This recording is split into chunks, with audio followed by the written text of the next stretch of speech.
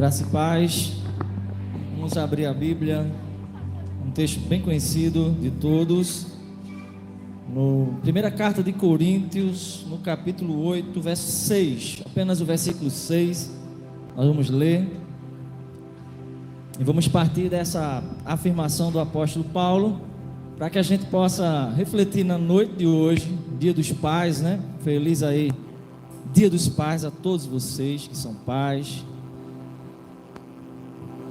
E partimos para observar, deixar Deus falar conosco, pegar essa palavra que seja uma palavra evangelística. Não são 5 afirmações, são 6 afirmações erradas, equivocadas, que as pessoas têm sobre Deus como Pai.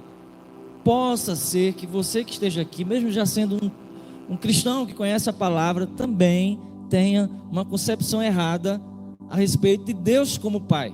E a gente vai partir desse texto aí que está aí.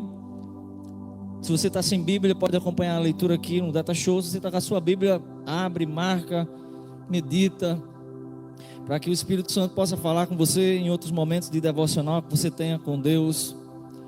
Então essa é uma afirmação do apóstolo Paulo. Ele diz assim: para nós, todos acharam? Digo amém. A gente bota Data Show, teve alguém que falou assim: não vamos levar mais a Bíblia porque bota lá, mas aqui é para um visitante que está aí, que está sem a palavra, né? Você que está você que é cristão, traz a sua Bíblia, né? De preferência a Bíblia mesmo, não o celular, para você marcar, né? Grifar, o que Deus falar, você risca a Bíblia ali do lado, fala o que Deus está falando no seu coração, porque isso depois você medita, não tem pecado nenhum você marcar a sua Bíblia, fazer uma anotação daqui que Deus fala no teu coração, tá? Mas a gente faz aqui para ajudar também. Valeu, Gilmar. Hoje é aniversário de Gilmar, de Jussi e Cláudia, né? No final os irmãos vão dar um abraço aí, caloroso. Pode dar abraço? Já pode? Pode, né? Então, amém. Tá valendo. Então, o apóstolo Paulo, ele faz essa afirmação. Para nós cristãos, ele diz assim: há um único Deus, o Pai, de quem vêm todas as coisas e para quem vivemos. Só essa primeira parte do versículo, tá? Para nós, porém, há um único Deus, o Pai, de quem vêm todas as coisas e para quem vivemos. Então, se você afirma que vive, eu vivo para minha esposa é tudo na minha vida. Olha, calma. Meus filhos são tudo na minha vida. Calma. Ei, cristão, ei, cristã, preste atenção. Olha o que a palavra de Deus fala. Nós vivemos para Deus. O apóstolo Paulo vai dizer ainda: quer comais, quer bebais, ou façais qualquer outra coisa, faça tudo para a glória de Deus. Então a primeira coisa que eu quero que você comece a pensar é que o desejo de Deus, o que está no coração de Deus, é ser Pai de todos.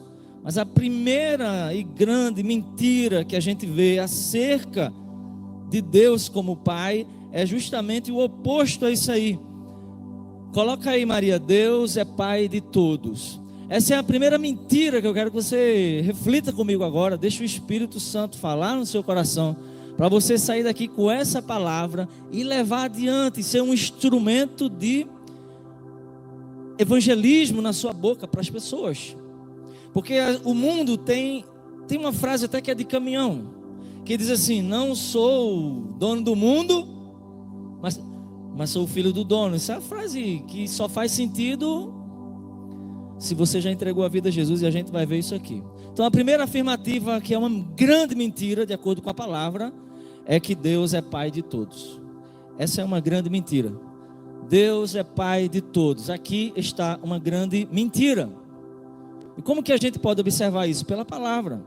Se nós observarmos em João capítulo 1 e o versículo 12, vá até lá, Evangelho de João capítulo 1, verso 12, nós temos uma fala muito clara, onde é dito que ele veio para os que eram seus, mas os seus não o receberam. Porém, a todos quanto o receberam, Deus deu-lhes o poder de se tornarem filhos. Então, o mundo divulga uma grande mentira, E existe aquela expressão, Deus é Pai, Deus é Pai, Deus é Pai. Essa é uma concepção geral, mas é uma grande mentira. E vocês têm que entender o seguinte: uma mentira, quando ela é repetida constantemente, gerações após gerações, cultura após cultura, filosofias após filosofias, ela se torna uma verdade. Existe uma doutrina chamada doutrina do universalismo. Que doutrina é essa? Ela vai falar justamente que Deus é Pai de todos, que Jesus morreu na cruz para salvar todos, de maneira que todos estão salvos, independente se vivem cumprindo o que está na palavra ou não. É o que chamamos de universalismo. O mundo moderno, a teologia chama de universalismo, mas o mundo moderno, ele usa uma outra palavrinha, que é uma palavrinha filosófica, um termo filosófico, que significa o relativismo. O que é o relativismo? É o seguinte: eu digo, esse celular é preto, você diz assim, ele é rosa, e é óbvio que ele é preto, mas você está dizendo que ele é rosa. O relativismo diz assim, ninguém está dado. Se fulano acha que é rosa, então é rosa. Então as pessoas, mediante essas mentiras que são contadas de geração em geração, eles olham para uma frase como essa, e Deus é Pai de todos.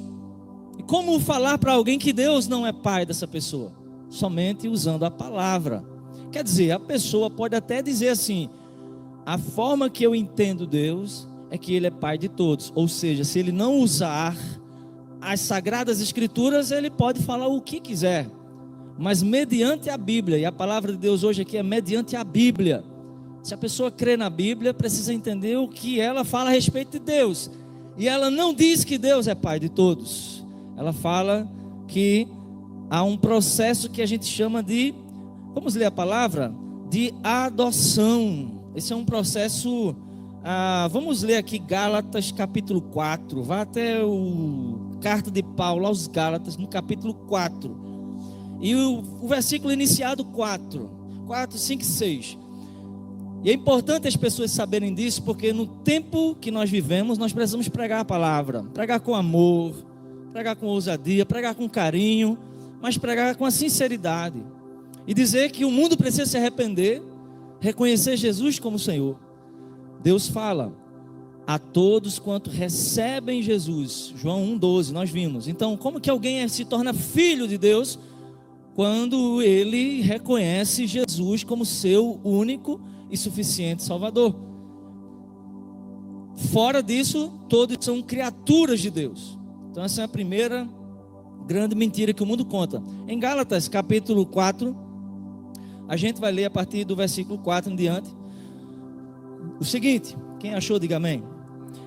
Quando chegou a plenitude do tempo, Deus enviou seu Filho, nascido de mulher, nascido debaixo da lei, a fim de redimir os que estavam sob a lei, para que recebêssemos a adoção de filhos. Olha lá, para que recebêssemos a adoção de filhos.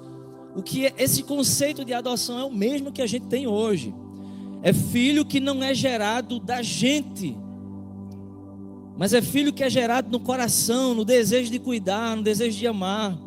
Então quando alguém adota um filho, e a psicologia vai dizer isso, que é o amor enorme que brota num homem ou numa mulher, por uma criança que não é seu sangue, mas os pais não são apenas aqueles que geram em sangue, mas aqueles que geram em amor, por adoção. Foi isso e é isso que Deus faz com quem se arrepende dos seus pecados. Nós somos adotados por Ele. Então você precisa ter muita sabedoria, você cristão, você mulher, homem de Deus, mulher de Deus, precisa ter muita sabedoria para passar essa mensagem adiante. Olha, você crê na Bíblia? Creio. Sabe o que a Bíblia fala?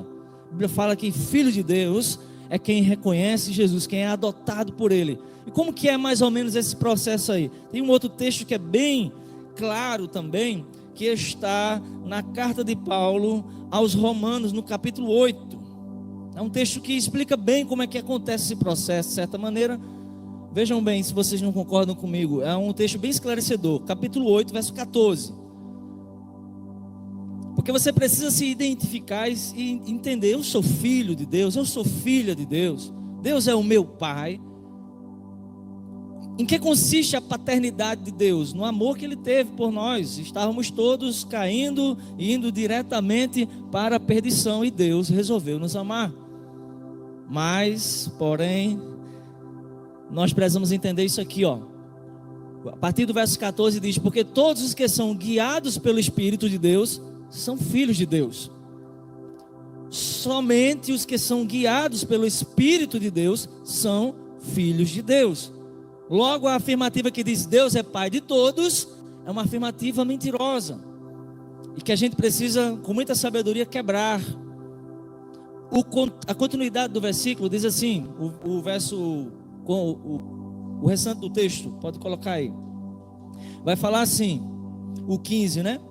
Vocês não receberam um espírito que os escraviza, para novamente vocês terem medo, mas vocês receberam o Espírito que os torna filhos por adoção, por meio do qual clamamos Abba, Pai. A palavra Abba é uma expressão do hebraico e ela significa paizinho. O apóstolo Paulo está dizendo que por meio da adoção, o Espírito Santo nos abraça. A Bíblia fala que quando a gente reconhece Jesus como Senhor, nós recebemos o batismo com o Espírito Santo. É o revestimento, é aquele poder que vem, que começa a dominar agora os nossos pensamentos, as nossas motivações. Nós não andamos mais no direcionamento da carne. Quando a gente peca, a gente se arrepende, a gente sabe que tem que voltar, dar a meia volta. O Espírito conduz, esse Espírito que nos adota, que nos abraça, ele faz com que a gente tenha intimidade com o Pai. E o apóstolo ele usa essa palavra Abba, Pai, que significa paizinho. Então a primeira grande mentira que o mundo conta é essa. E se você entendeu, diga amém. Amém? Está pronto? Quem está pronto a engatilhar essa verdade e na primeira oportunidade que tiver, dizer assim: vou te explicar melhor como é ser um filho de Deus. Você está pronto? Diga amém. O exército de Deus precisa estar pronto para pregar nesses últimos dias, com amor, com respeito, com tolerância, mas sendo sincero a quem você é.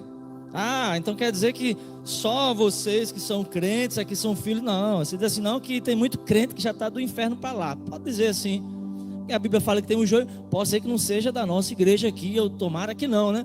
Mas com certeza muitos crentes, muitos cristãos, há um evangelho hoje muito moderno, com muita sofisticação para conquistar as pessoas, e um evangelho muitas vezes deturpado, como a gente vê. Então tem muita gente que está distante da palavra, mas você tem que estar preparado. Sabe, uma segunda mentira que as pessoas têm a respeito de Deus é essa: Deus vai me dar tudo que eu pedir. Deus é Pai e Ele vai te dar tudo que você pedir. Coloca aí assim, Maria: Deus vai te dar tudo que você pedir. Deus vai te dar tudo o que você pedir. Essa é a segunda mentira que o mundo conta. Não sei se você já imaginou que fosse dessa maneira. Usar um texto bíblico quando Jesus diz assim: qual de vocês é um pai que se o filho pedir pão, você vai dar uma pedra? Tampouco o vosso Pai Celestial vos dará tudo que necessitais. Então aí é uma diferença muito grande. Tudo que precisam, tudo que pedirem, como dizem algumas versões. Mas é muito perigoso você pegar um texto fora do contexto. E a gente precisa entender que essa é uma grande mentira. Pedir, bota o R no final aí. Deus vai me dar, bota o R também no dar. Deus vai me dar, eu acho que tem um R, não sei, né? Só para ficar direitinho. Deus vai me dar tudo que eu pedir. Mentira, gente. Deus não faz isso. Deus não faz isso, porque se um pai humano, ele conceder tudo que um filho pede, ele faz um estrago na vida do filho. Você sabia que a própria psicologia, as ciências humanas vão dizer, não precisa nem usar a Bíblia, quando você não coloca leis, normas, quando você não coloca limite, quando você não coloca o não na vida de uma criança, ela vai crescer achando que tudo que ela vai querer, ela vai ter, e você vai prejudicar um processo de adolescência e início da juventude. Então, se as ciências naturais falam isso, o que é que a Bíblia fala? Será que a Bíblia fala que Deus vai nos dar tudo que a gente pede? Eu lembro de um exemplo do meu pai, do nosso querido pastor Valdeci. Eu lembro que eu estava numa bicicleta, eu lembro que a memória é bem antiga, e eu estava no bagageiro daquelas bicicletas, tem um nomezinho Monarch, né, vermelha, e papai tinha uma e a gente foi para a feira. E eu lembro dessa imagem assim como uns flashes na minha memória, de um papai procurando para mim um brinquedo, né? E a gente foi em alguns lugares e eu vi um helicóptero todo amarelinho, bem bonitinho. E quando você fazia assim no helicóptero, ó, aí a hélice dele girava, né? Eu achei aquilo bonito. E aí eu disse, eu quero esse aqui. Papai fez assim, não, esse não.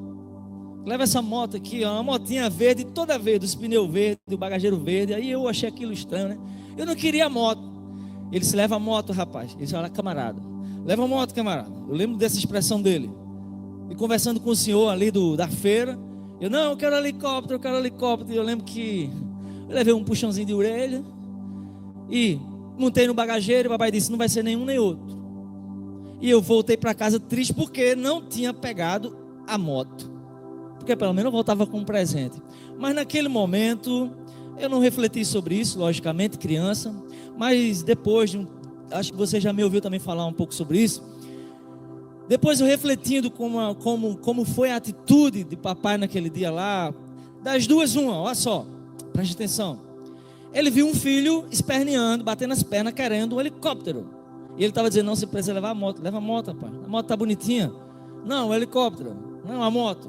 Então, entra aqui, pegou minha orelhinha assim, deu um puxãozinho, pula uma bicicleta, vamos embora para casa. Eu imagino assim, que o pai sabe o que o filho necessita, sim ou não? Eu imagino que ou o papai, ele estava sem o dinheiro para aquilo ali naquele momento, porque era mais caro o helicóptero, tá? Eu lembro disso, que era mais caro. Mas quando ele pensou em não me dar o helicóptero, ele estava querendo o meu bem. Por quê? Porque se ele não tinha o recurso de comprar um helicóptero, mas sim de comprar a moto, é porque ele sabia muito bem, ele não era um pai sem sabedoria, que ele não precisaria gastar tudo que tinha comigo, com o que eu queria, com a minha vontade, porque tinha conta para pagar de luz, de energia, não é, de água. Talvez ele fosse passar ali, eu não recordo, de comprar alguma coisa para comer, para eu comer, um feijão, um arroz. Não tinha internet naquela época, né? Mas pagar ali a energia para ter o desenho animado. Então, mesmo ele me dizendo um não, ele estava querendo o meu bem, sim ou não? Quem está entendendo? Porque ele não gastou com algo que eu queria. Talvez ele tivesse, acredito que ele tinha ali o dinheiro para comprar, mas ele pensou em gastar com o que realmente é necessário. Então, logo, pensando hoje nessa verdade aqui, de que Deus não nos dá tudo o que nós queremos. Por quê? Porque Ele sim nos dá o que nós necessitamos. A palavra diz assim, buscai em primeiro lugar o reino de Deus. Mas não diz e todas as coisas. Diz assim, todas estas coisas. Jesus estava se referindo a duas coisas fundamentais no contexto. Os discípulos estavam preocupados com comida e com roupa, ou seja, sustento. Os discípulos não estavam falando de um celular melhor. Os discípulos não estavam falando de ter um carro melhor. Os discípulos não estavam falando de ter uma casa maior com mais cômodos. Os discípulos estavam falando de comida, sustento. Jesus disse, busca o reino que não vai te faltar sustento. Então, Deus não nos dá tudo que nós queremos. Pastor, usa a Bíblia, tá certo. Lá no Getsemane, Jesus orou, Deus, Deus, Deus, afasta de mim esse cálice. Por que Deus não nos dá tudo que queremos, pastor? E essa é uma verdade que o mundo fala e frustra muita gente. Porque às vezes as pessoas vão para a igreja para querer que eu vou para a igreja entregar minha vida a Jesus, porque aí sim eu vou conseguir o que eu quero. Não, isso não é um evangelho, isso não fala sobre o caráter de Deus. Às vezes o não de Deus faz parte dos planos de Deus para a nossa vida. Estava lá Jesus no Getsemane, suando sangue, angustiado, e disse assim, Pai, se possível, passa de mim esse cálice. Beber a ira de Deus, receber os pecados de todos ali naquele momento, ser abandonado por Deus, foi algo que estremeceu as estruturas da alma do ser humano Jesus, que estava ali como homem. Ele não temeu a cruz, os pregos, a coroa de espinho. Ele temeu o fato de receber o abandono de Deus na cruz, o peso do pecado, o peso da culpa. E Deus disse não a ele. Mas eu lembro também do apóstolo Paulo, que diz assim, eu orei não por uma, não por duas, mas por 3 vezes orei ao Senhor e pedi que Ele me concedesse este pedido. Mas o Senhor me disse, não, porque a minha graça te basta. Então você tem que entender que o não de Deus faz parte do amor dele pela sua vida, e que Não, essa frase não é uma verdade. Deus não vai te dar tudo que você quer. Não seja um menino mimado, uma menina mimada com Deus, esperneando. Seja grato pela vida. Aceite aquilo que Deus permite. Viva na expectativa de viver os planos de Deus. E aí sim, tem uma passagem que eu quero que Maria coloque aqui, Tiago 4:3. É bem interessante pensar sobre quando pedimos e não recebemos de Deus. O que é que o apóstolo Tiago fala? Ele fala algo interessante para a gente guardar, para você marcar aí, para você refletir. Tiago 4:3. Ele diz assim: quando vocês pedem, vocês não recebem. Por quê? Por quê? Porque vocês pedem com motivos errados, para gastar em seus prazeres. Por que você quer um emprego melhor? Deixa eu contar aqui um testemunho para você. Hoje eu recebi um WhatsApp de uma irmã da nossa igreja. Eu não vou dizer quem, né? Poderia até dizer, mas não vou falar não. E a irmã falou assim: bom dia, pastor, graças e paz. Eu fiz um propósito com Deus, que se Ele abrisse uma porta de emprego para mim, eu ia doar o meu primeiro pagamento para ajudar na reforma do teto. E eu quero agradecer aqui, porque Deus abriu uma porta de emprego para mim, e eu já estou trabalhando. Deus é fiel. Amém? E eu tenho dito aqui para vocês, né? Quando você quer ser generoso, não é barganhar. Deus vê o teu coração, tá? Deus vê o teu coração.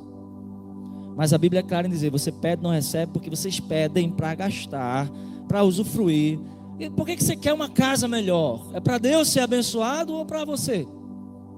Mostrar para alguém que tem uma casa melhor, um celular melhor, sei lá, uma condição financeira melhor, um status. Está aqui a razão da gente receber muitos nãos de Deus. Nós não temos a visão do céu. Nós não queremos um emprego melhor para aumentar os nossos recursos, para abençoar a obra. Seja sincero. Abra o seu coração e mude nessa noite. E entenda: meu Deus, eu preciso mudar, porque eu preciso receber de Ti os nãos, mas também as bênçãos, mas também as vitórias. E Deus é um Deus de vitória, meus irmãos. Nosso Deus, Ele não perde batalhas. E se você tem recebido muitos nãos de Deus, tenha paciência, tenha calma. E não diga assim: ah, Deus não é meu pai. Não, Deus é teu pai. Mas Deus, como um bom pai, também segura a torneira, né? Não abre assim de qualquer maneira. Deus sabe o que é melhor. Diga assim comigo: Deus sabe o que eu necessito. Amém? Deus sabe o que você necessita. Deus sabe do seu coração. Existe uma outra verdade, é uma outra mentira que é falada aí sobre Deus como Pai, que é a seguinte: Deus não castiga ninguém. Bota aí, Maria, assim: Deus é amor e não castiga ninguém. Coloca essa frase aí. Essa frase, ela está como uma grande verdade para muita gente. Essa é uma outra reflexão equivocada, errada a respeito de Deus como Pai. Então vamos pensar aqui nas coisas que a gente já refletiu, nessas três coisas aqui que foram: Deus é Pai de todos, mentira. Deus, Ele vai te dar tudo que você quer, mentira. E a outra agora: Deus é amor, Ele não castiga. Coloca aí. Essa frase é um absurdo. Eu quero então que você reflita nessa frase: Deus é amor e não castiga ninguém. Quem daqui já ouviu alguém falar sobre isso? Levanta a mão. Você já ouviu essa expressão? Deus é amor, não castiga ninguém? Então, como reverter um conceito errado desse? Onde a gente tinha um cantor como Leonardo Gonçalves, que cantava e dizia: no Getsemane foi que meu Jesus orou. Não é? O que ele cantava mais, o Leonardo Gonçalves?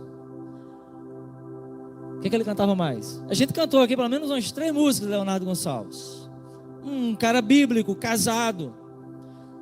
Depois começa a se perverter. Aí começa a cantar com Ed Mota. Começa a cantar, a fazer feat com cantores seculares. Separa da mulher.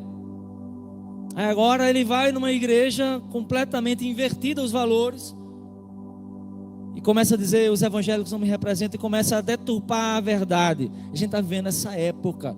E ele começa a dizer: Deus não castiga.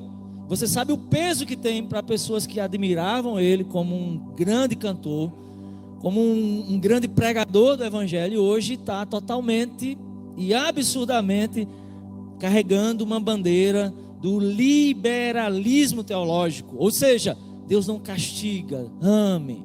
O amor cobre tudo. Mas calma, o amor impõe limites. Então essa é uma mentira que o mundo conta como uma verdade. Mas abra sua Bíblia em Mateus, vamos ver Jesus, né? Vamos ouvir Jesus. Que a gente está citando a Bíblia para contrapor essas verdades, ou perdão, essas mentiras, né, que se falam a respeito do caráter de Deus como Pai. Então Jesus fala em Mateus 25, muito conhecido isso aqui, verso 41, capítulo 25 do Evangelho de Mateus, verso 41. Jesus fala a respeito de Deus, Jesus, Filho de Deus, unigênito, gerado do Pai. Ele fala a respeito de Deus, se ele conhece. E ele fala que no último dia, no dia do juízo, olha o que está escrito aqui, é claro. Então ele quem? Deus, o Pai. Então ele dirá aos que estiverem à sua esquerda: malditos, apartem-se de mim para o fogo eterno, preparado para o diabo e os seus anjos. É Jesus. Se esse evangelho não é o evangelho que você carrega, então você não é um evangélico verdadeiramente raiz, filho de Deus. Você não precisa esfregar isso com ódio. Muito pelo contrário, essa é uma mensagem que a gente tem que pregar chorando. A gente não tem que dizer que ninguém está no inferno, não estou dizendo isso, mas você tem que entender que você precisa carregar essa palavra, e precisa carregar esse fogo dentro de você, para isso não parar de queimar no seu coração, e de dizer que um dia há um juízo, e de dizer que de fato Deus vai castigar sim, faz parte do que Deus estabeleceu para a humanidade. Os que creem, já diz o apóstolo João no capítulo 3, verso 36, aqueles que têm o Filho e crê no Filho têm a vida. Aquele que não tem o Filho e não crê no Filho, a ira de Deus permanece sobre ele. Essa é a verdade bíblica que a gente tem que falar, não de sapato alto, não se achando melhor. A gente tem que falar isso com o coração muito amargurado, pesaroso, porque essa é uma palavra de justiça de Deus. Coloca aí 2 Tessalonicenses capítulo 1, verso 9. O mundo diz: Deus é amor, Deus não castiga. Eu preciso falar que esse é um conceito errado de Deus como um pai. Até porque a Bíblia fala que assim como o pai que ama o seu filho castiga, disciplina, assim Deus também faz. Mas olha o que diz aqui, 2 Tessalonicenses capítulo 1, versículo 9. O apóstolo Paulo está falando sobre o dia do juízo, sobre a vinda de Cristo, sobre a escatologia, né? E ele fala assim: eles sofrerão a pena de destruição eterna, a separação da presença do Senhor e da majestade do seu poder. Esse é o destino daqueles que não reconhecem Jesus como Senhor e Salvador. Então essa é uma grande mentira. Cuidado, cuidado. Deus castiga. Mas enquanto houver um fôlego de vida nos seus pulmões, enquanto houver uma palavra dizendo assim: Deus meu, tem misericórdia de mim, haverá perdão sobre a tua vida, haverá um novo amanhã, haverá a misericórdia de Deus, que a Bíblia diz assim, ó: as misericórdias do Senhor se renovam a cada manhã. Mas eu não encontro nas páginas da Bíblia em nenhum lugar dizendo que as misericórdias do Senhor seguirão depois da eternidade. Olha aqui, preste atenção. Em nenhuma página da Bíblia está escrito que as misericórdias de Deus estarão na eternidade. Na eternidade, Lázaro bateu no peito, o rico bate no peito e diz assim: Pai Abraão, manda que Lázaro aqui, ó, molhe a ponta do seu dedo que eu estou em tormento. E Jesus é claro em dizer, ó, a resposta que o rico ouviu foi: quem está lá no céu não passa para o lado de cá, e nem quem está no lado de cá passa para o lado de lá. Em outras palavras, foi isso. Então a misericórdia de Deus, ela dura nesta vida até o último fôlego que você tiver.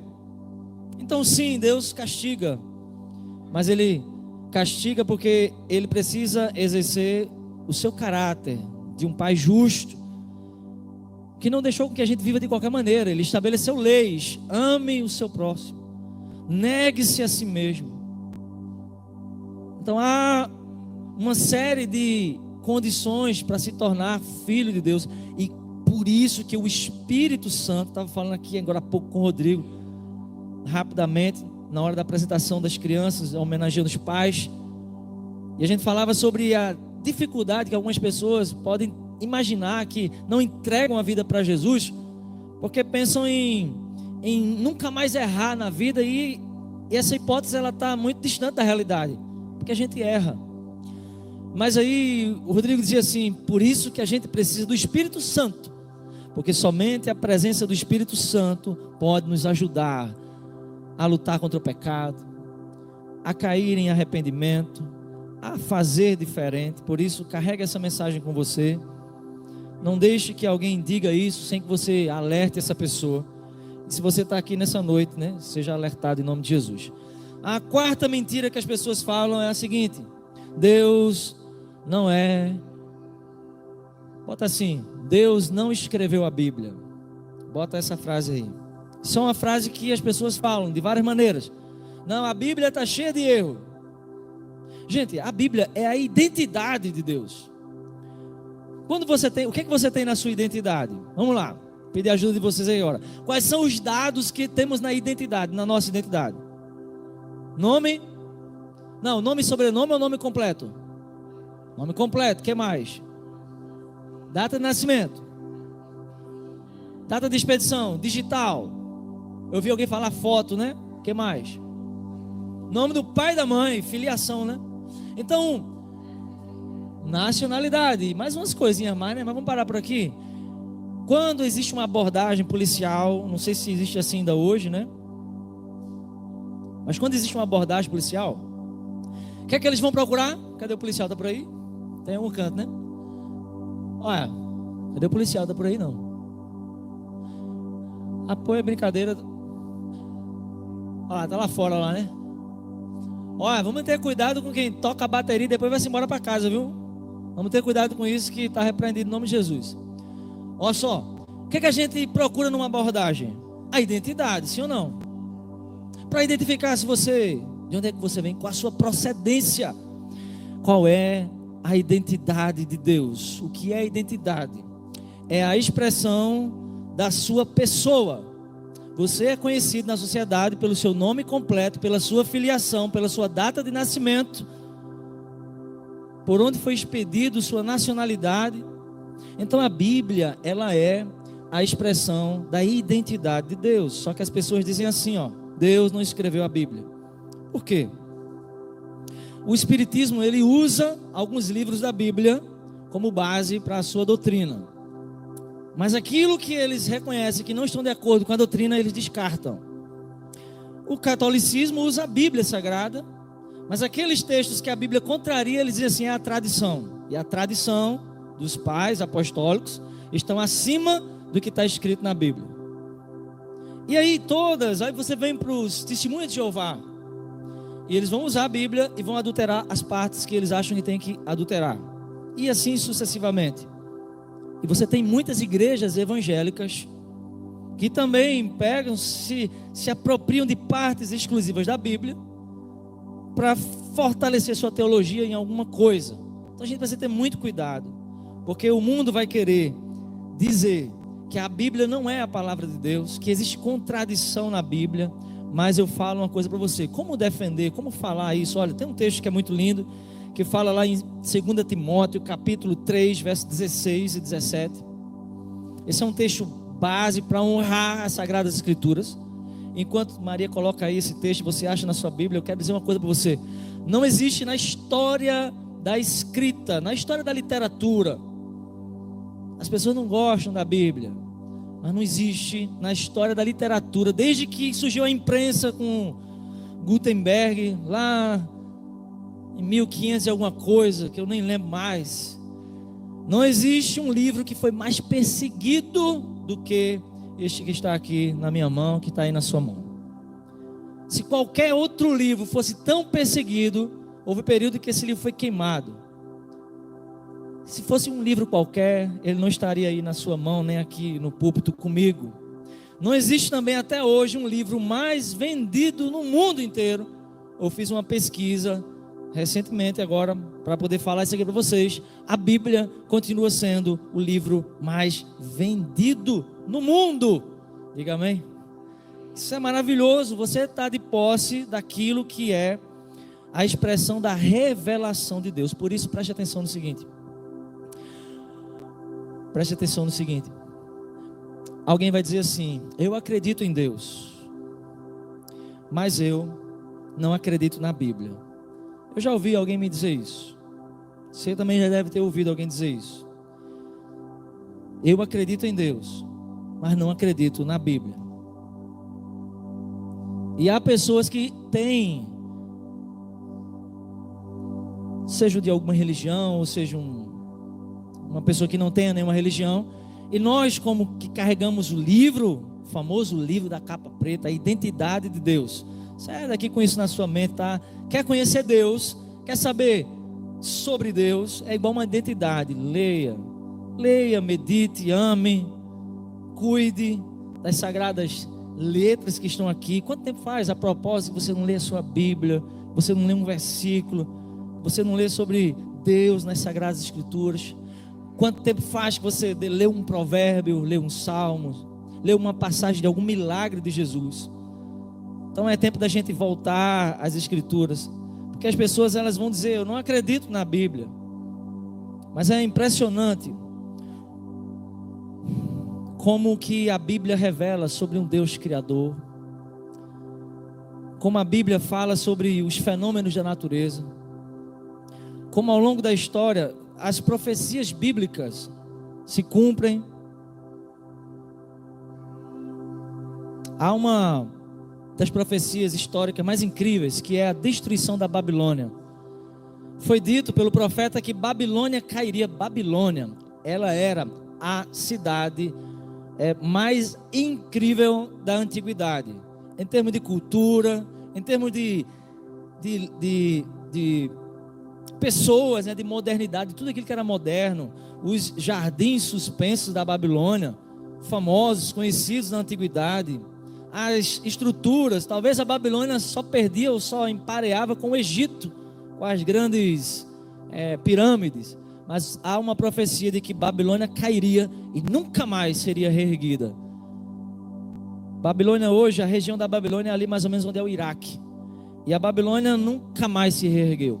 E essa nação ela foi extinguida. Olha, o Egito existe, a Síria existe, as outras regiões contemporâneas ali da existência do povo de Israel existem. A Babilônia foi completamente destruída e extinguida. Isso é uma profecia histórica, que só a Bíblia fala disso. E fora tantas outras profecias que eu poderia ficar aqui falando, de como Deus criou o universo, de que a ciência fala, mas não quero gastar tempo com isso. Basta que você entenda, daqui até Jesus voltar, o livro mais atacado vai continuar sendo esse. Eu não duvido de que a gente tenha aí uma perseguição religiosa, e já começa a querer mudar os termos que estão na Bíblia, querer mudar certas coisas. Então você precisa estar firme, meu irmão. Você precisa estar firme, minha irmã, para que você não ceda às pressões de um mundo que cada vez mais se distancia de Deus. Então Deus é o autor da Bíblia. A Bíblia fala assim, 2 Timóteo diz aqui, que toda escritura, ela é inspirada por Deus, e ela é útil para ensino. E olha aqui o apóstolo aqui, ele está falando do Antigo Testamento. Ele não está falando aqui do Evangelho de Marcos, de João. Ele não está falando aqui das cartas de Paulo. A escritura que ele está falando aí é o Antigo Testamento. E ele está falando justamente que o que é do Antigo Testamento, que às vezes a gente acha que tem muita coisa histórica ali, a gente não dá muita... Olha o que ele está dizendo, que ela é útil para ensinar, para repreender, para corrigir, para instruir na justiça. Então a Bíblia, ela é mais atual do que o jornal de amanhã. Como já falava aí o nosso querido pastor Billy Graham, a Bíblia é mais atual do que o jornal de amanhã. Agora tem uma coisa interessante, né?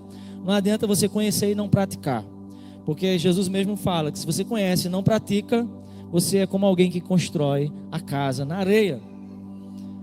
Então Deus é o autor da Bíblia. Homens falhos, mulheres passaram nesse processo, mas Deus revelou da sua pessoa, do seu caráter, de quem Ele é, da sua justiça. Está tudo revelado nas Sagradas Escrituras. Inclusive uma grande verdade está revelada nas Sagradas Escrituras, que é a próxima mentira que o mundo conta aí. Coloca aí, Maria.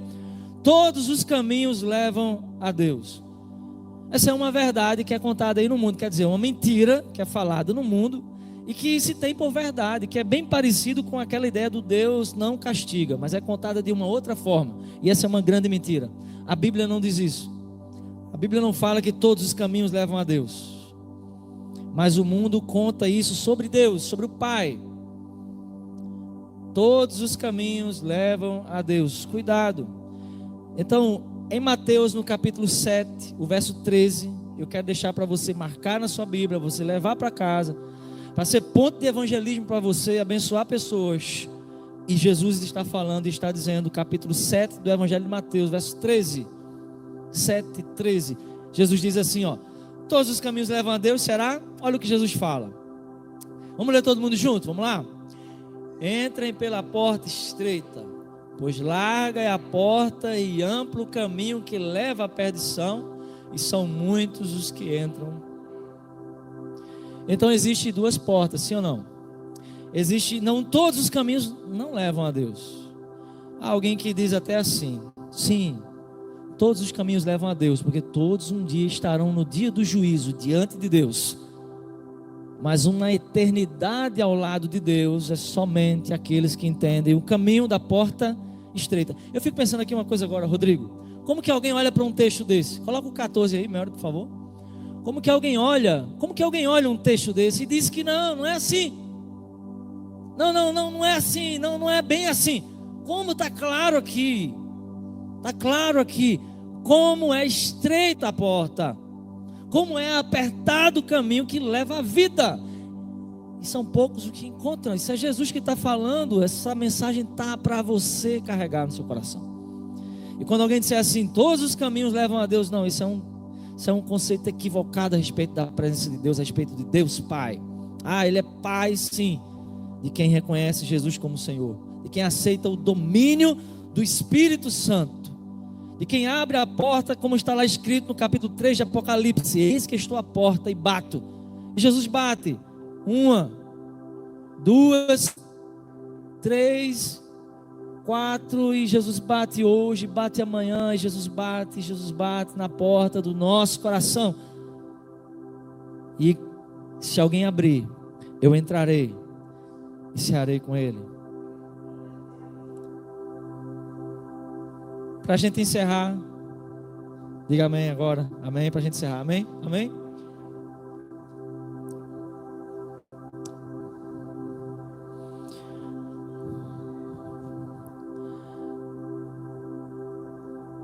As pessoas costumam dizer que Deus diz assim: isso aqui é bem sério porque parece ser intolerância, mas não é.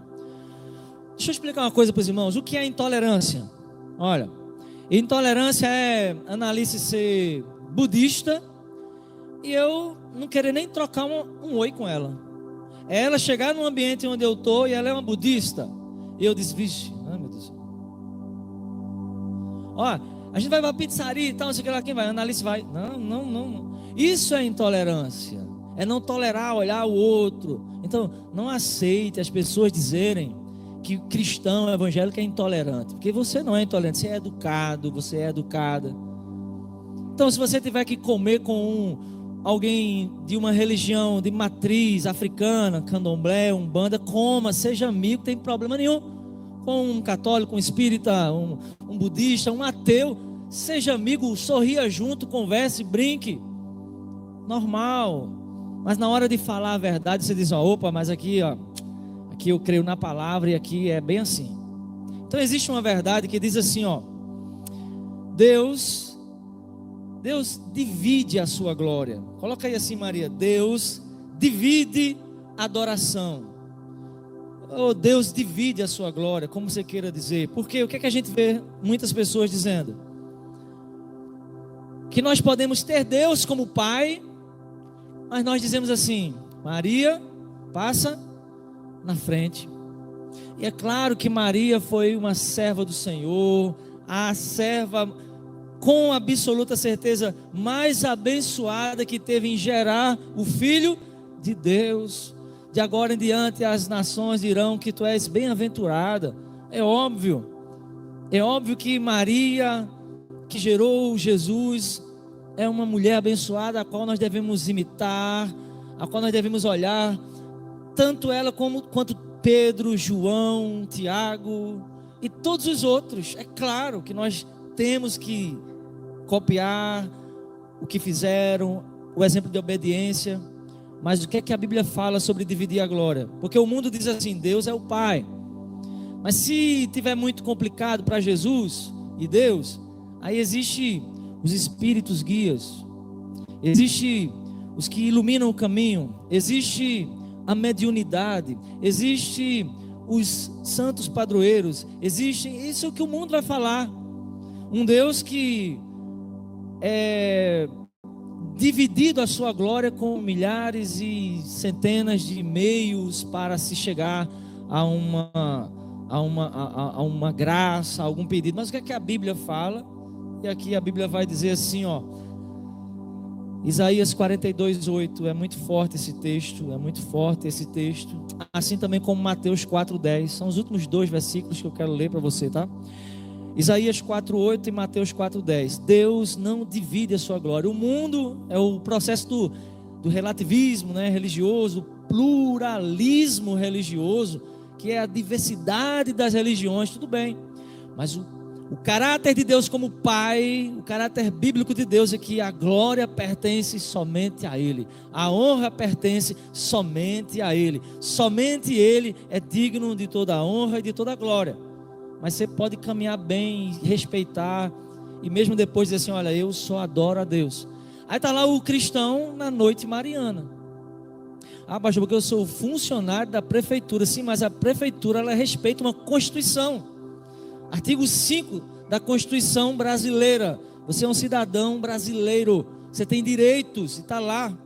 Você não pode ser violado, ser coagido a participar de algo que seja contra aquilo que você acredita. E se você se dobra a isso por causa de um salário mínimo, você precisa se converter novamente. Então está escrito aqui, acabou aí, foi. Ok, vamos lá. Isaías 42:8 diz assim, ó, olha como é forte isso aí. Eu queria que alguém que já está nesse texto lesse aí em alta voz. Fica de pé e leia em alta voz Isaías 42:8. Alguém possa fazer isso em nome de Jesus.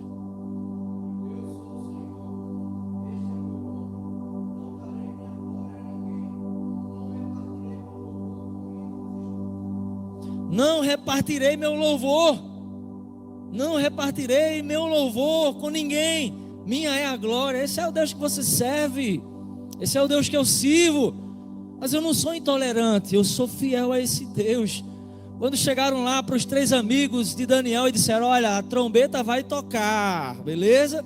Quando a trombeta tocar, quem não se dobrar na imagem do rei vai para dentro da fornalha de fogo, beleza, bonitão? E a trombeta tocou e todo mundo se ajoelhou no meio da feira, no pátio. Vamos imaginar uma cena assim. Quem ficou de pé? Sadraque, Mesaque e Abednego.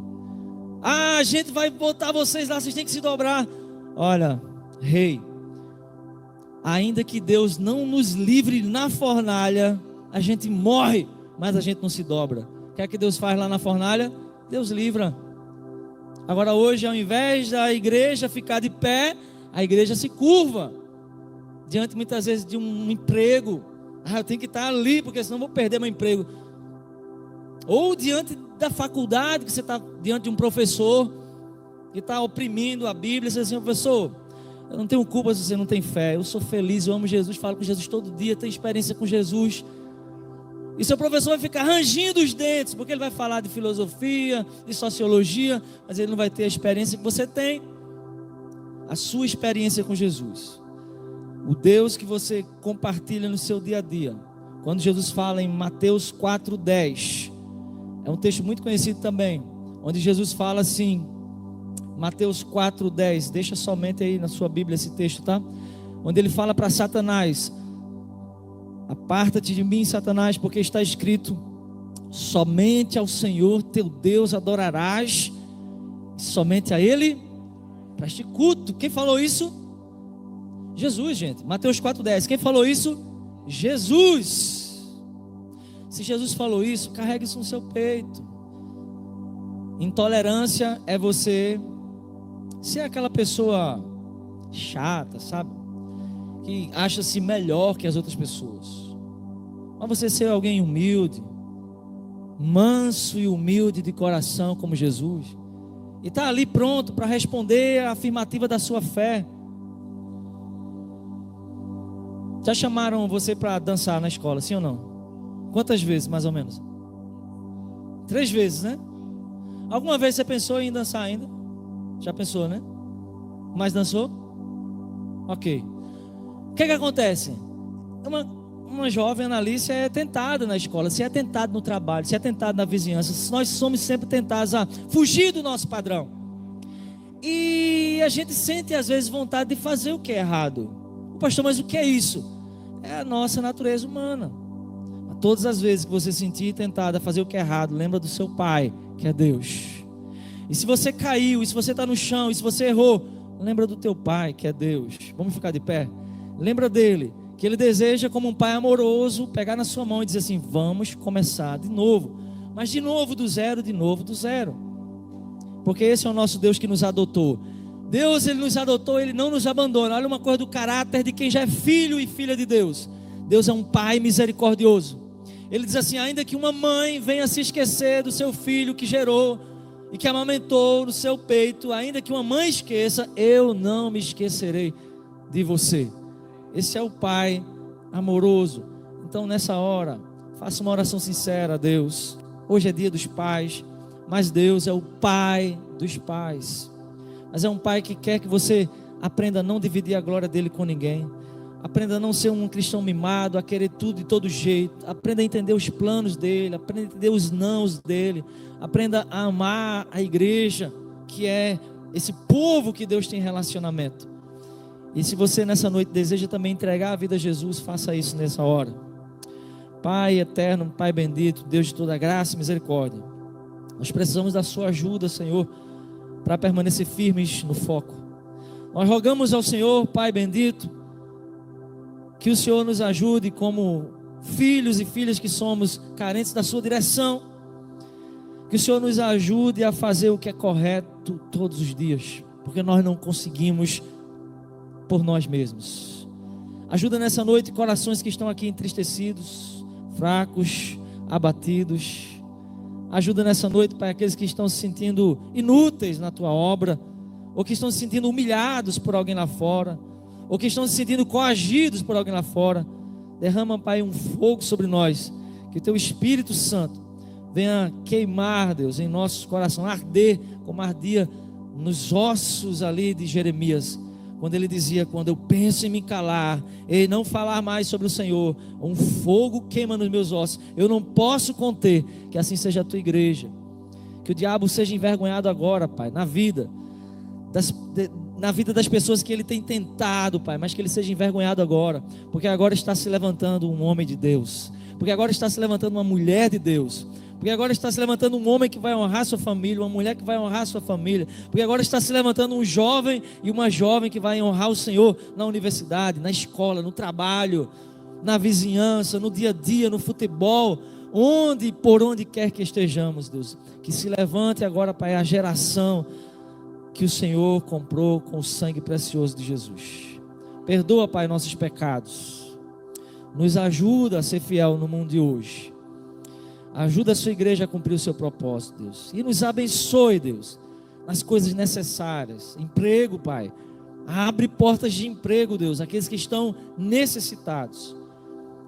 Tem misericórdia, Pai, daqueles que conseguiram emprego, recursos, e fecharam suas mãos, e se afastaram da tua glória, e se afastaram do amor à igreja. Tem misericórdia, Pai. Não pesa a sua mão sobre eles, mas tenha misericórdia, Pai. Converte-os a ti. Ajuda, Pai, a cada um que tem no seu peito, nesse dia de hoje, um buraco, uma saudade do Pai, ou pais que têm saudade de filhos que foram, que não estão nesse dia de hoje para consolar. Então, vem nesse buraco que só o Senhor pode preencher, Pai, e traz a tua alegria, o teu consolo e o teu conforto, e saber que aqueles que partiram, que estão ao lado do Senhor. E eu quero te agradecer nessa noite por essa oportunidade, e que o Senhor continue abençoando o teu povo. Que a graça do nosso Senhor Jesus Cristo, que a comunhão do nosso e o amor do nosso Deus e Pai, e a comunhão do Espírito Santo seja com todo o povo de Deus, hoje e para sempre. Amém. Que você vá para casa em paz, que chegue em paz. Deus te abençoe. Feliz aniversário aos aniversariantes mais uma vez, e que o Senhor nos abençoe e nos dê uma semana de graça e de misericórdia. Amém.